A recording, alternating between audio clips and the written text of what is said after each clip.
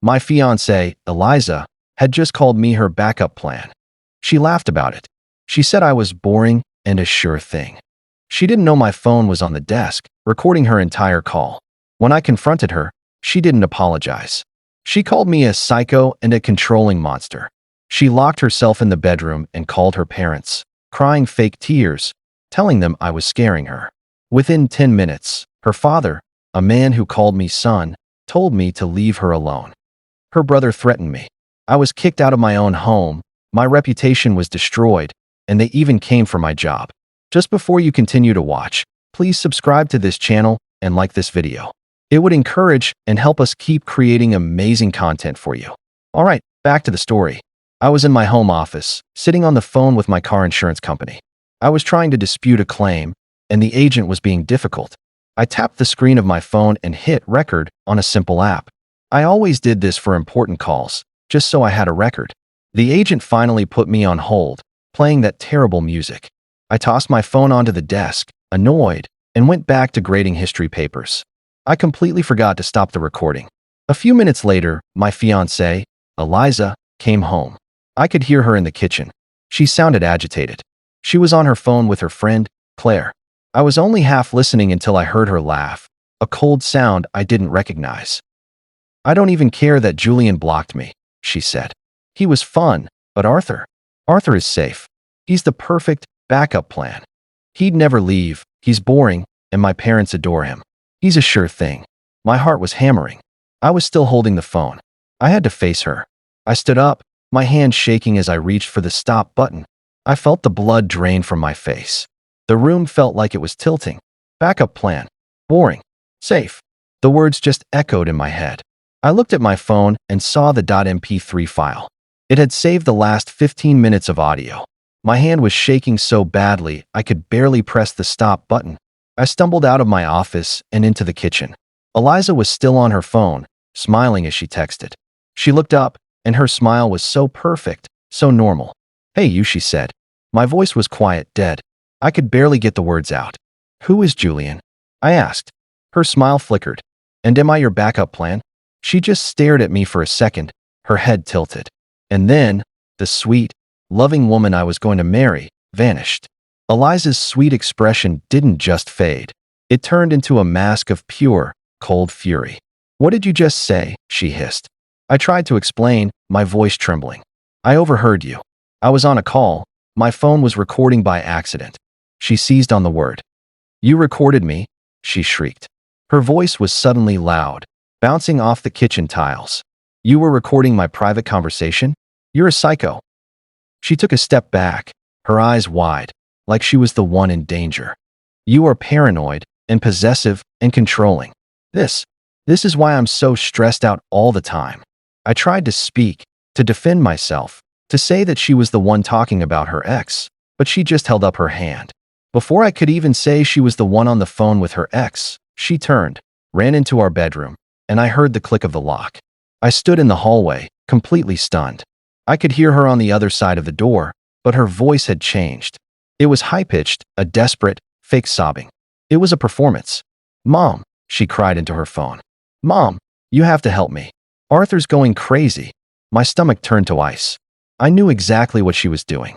"He's accusing me of cheating. He's recording me. He's scaring me, Mom. I'm so scared. You have to do something." I banged on the door. "Eliza, what are you doing? Tell her the truth."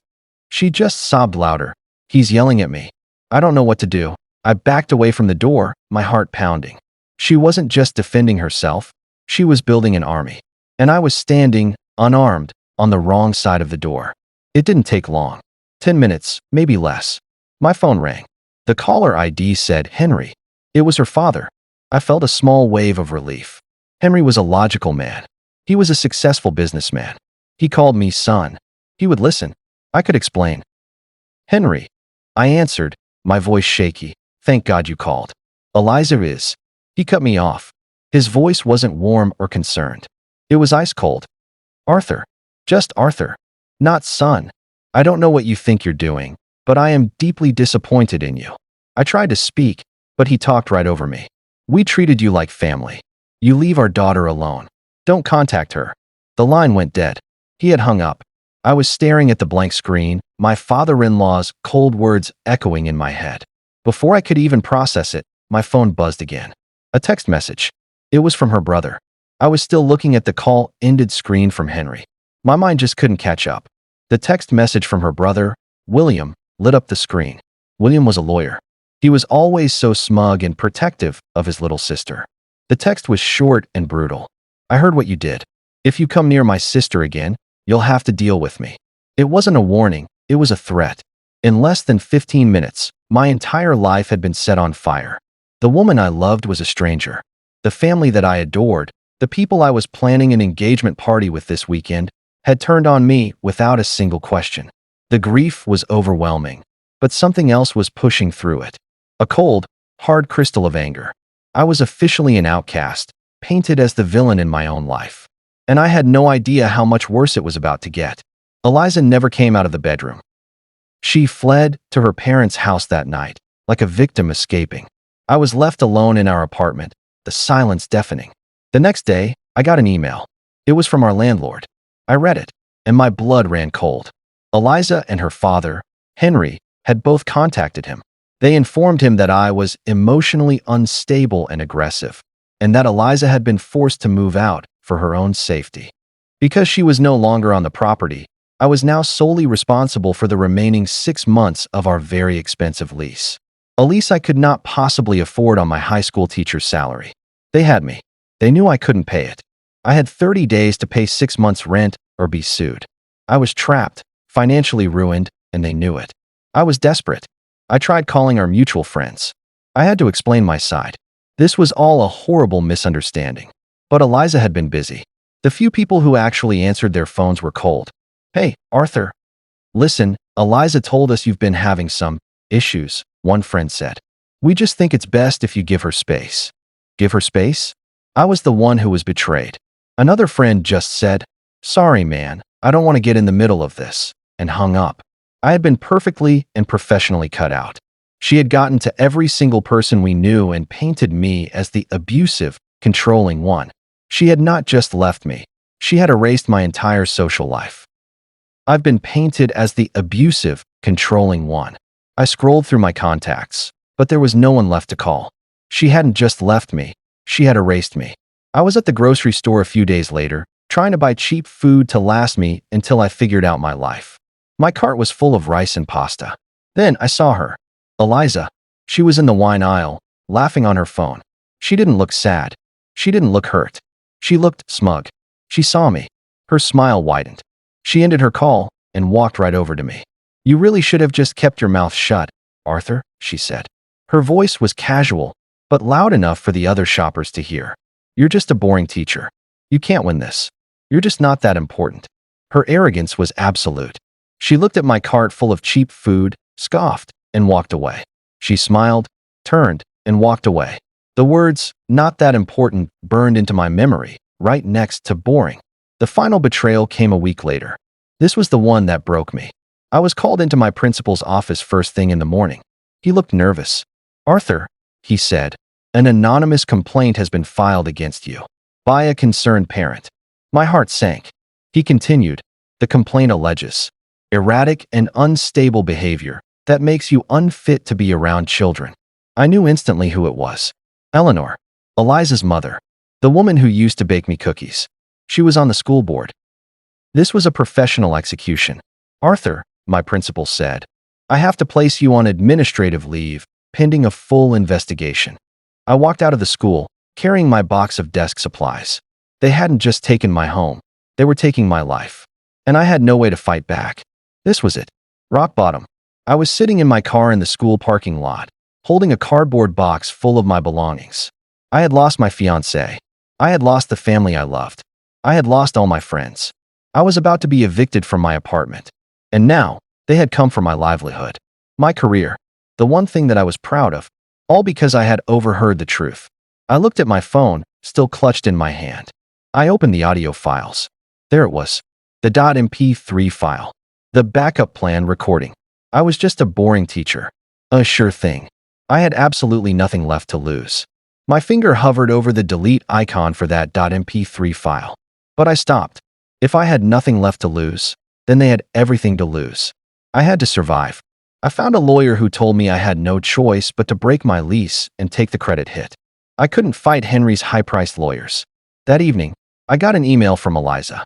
I almost deleted it, but I opened it. "I'll be by on Saturday with my brother to get the rest of my things," it read.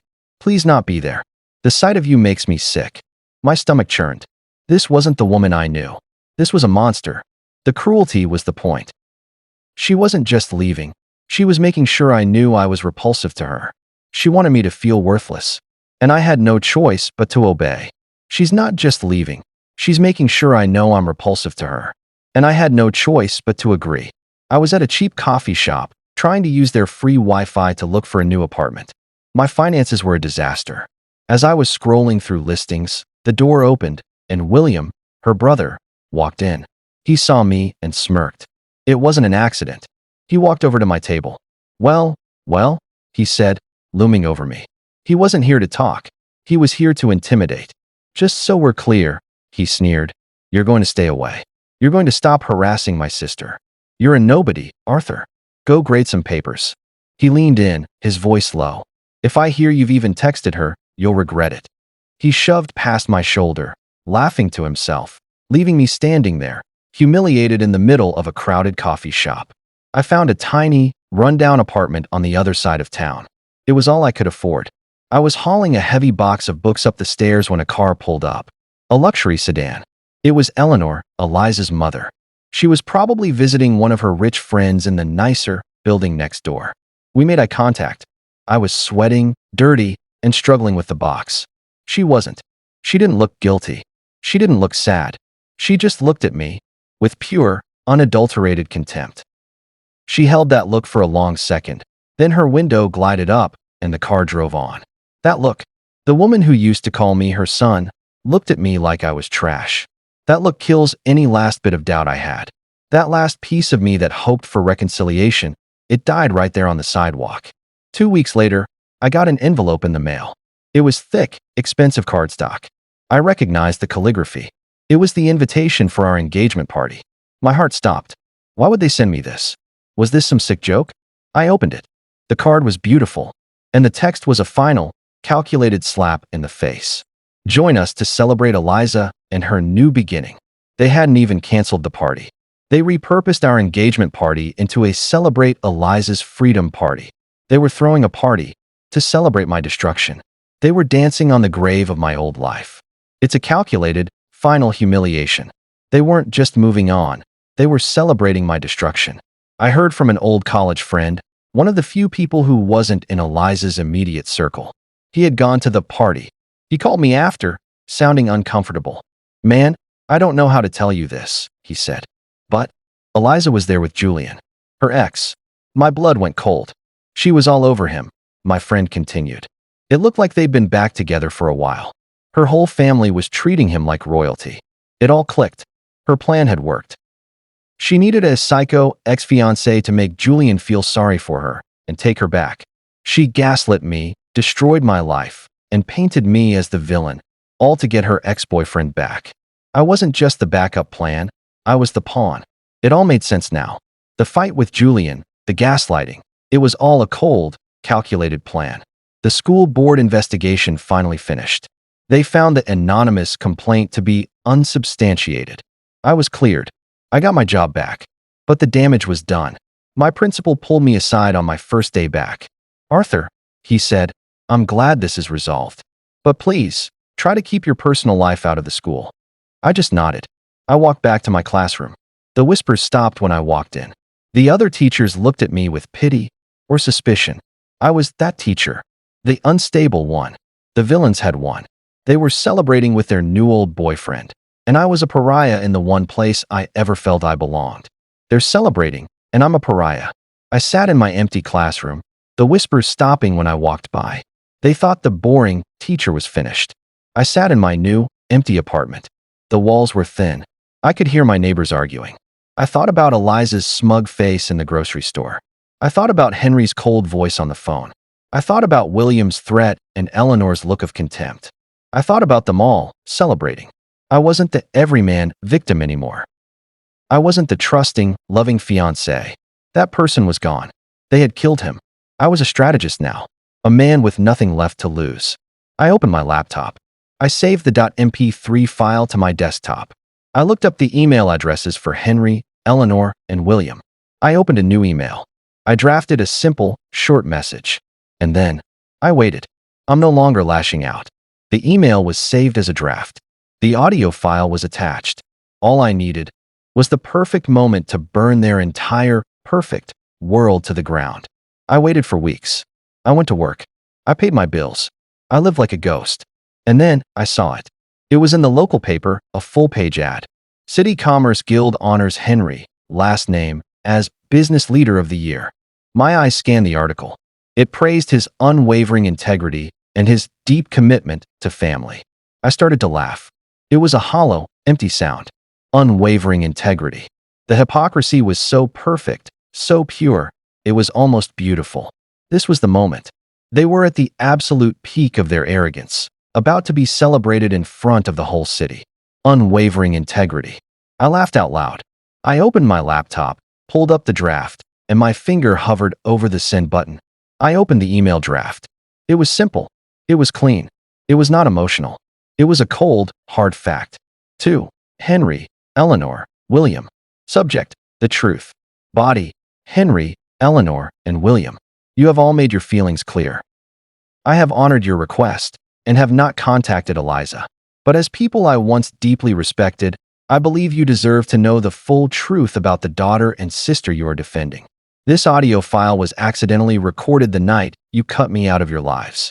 Please listen to her own words. I am sorry you have to find out this way. Goodbye, Arthur. I clicked the paperclip icon. I attached the .mp3 file.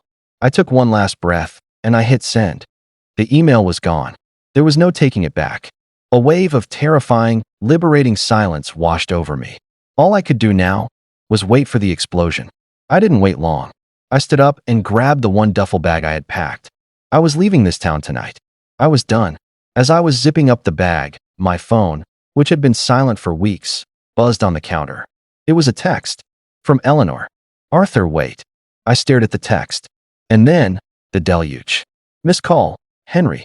Missed call, William. A new text. Missed call, Henry. A new text. Missed call, William. It was starting. The perfect family had just opened their email. The truth was loose. The first domino had fallen. My phone, which had been dead for weeks, was now vibrating so hard it was moving across the counter. My phone was vibrating so hard it was moving across the counter, buzzing like an angry hornet. I just watched it. A new text from Henry. Arthur, please call me. We need to talk. Now. Missed call, Eleanor. A new voicemail. I hit play and put it on speaker. It was Eleanor. She wasn't cold or contemptuous. She was hysterical. Arthur, oh my God, Arthur, I had no idea. She sobbed. What she said. Oh my God. We were wrong. Please call me. The panic in her voice. The terror. She didn't just know the truth. She knew what she had done. She knew she had destroyed an innocent man to protect a monster. The panic in her voice was everything I'd been waiting for. They didn't just know the truth. They knew I was the one holding all the power. Another text message lit up the screen. It was from William, the tough guy lawyer who had threatened me in the coffee shop. The man who told me I was a nobody. His text wasn't a threat. It was a desperate plea. I'm coming over. Don't leave. I am so sorry, Arthur. Please don't go. We can fix this. Fix this. They couldn't fix what they had done. They couldn't fix the fact that they had tried to ruin me. They were just trying to stop the bomb from exploding. They were trying to do damage control. But the fuse was already lit. The threat was now a desperate plea. I watched his text message fade as a new call came in. My stomach tightened. It was her. I saw her name flash on the screen. Eliza. Incoming call. My hand was over the phone. I could picture the scene perfectly. Her family, their faces pale, holding one of their phones, playing the recording for her. The perfect angel finally unmasked. Her backup plan in her own words. The boring teacher she could wrap around her finger. She was probably calling to shriek, to lie, to gaslight me one last time. I watched the call ring, once, twice, and I smiled. Just once. I hit decline. Then, I opened my contacts. Henry. Block. Eleanor. block. William, block. And finally, Eliza, block. The phone finally went silent. I left. I zipped up my bag, walked out of that terrible apartment, got in my car, and drove until the sun came up. I'm teaching in a new city now. It's quiet. I'm happy. I heard from that old college friend one last time. He called to tell me the fallout. Henry had respectfully declined his Business Leader of the Year award, citing a sudden and internal family matter that had unfortunately gone public. Eleanor was asked to step down from her charity board. William left the family law firm. And Eliza, she has no one. Her family sees her for who she is. And Julian, horrified by the psycho-drama and the public humiliation, left her again. This time for good. She lost her backup plan, and she lost her sure thing. She's alone, her perfect identity destroyed forever, all by the boring teacher she never saw coming.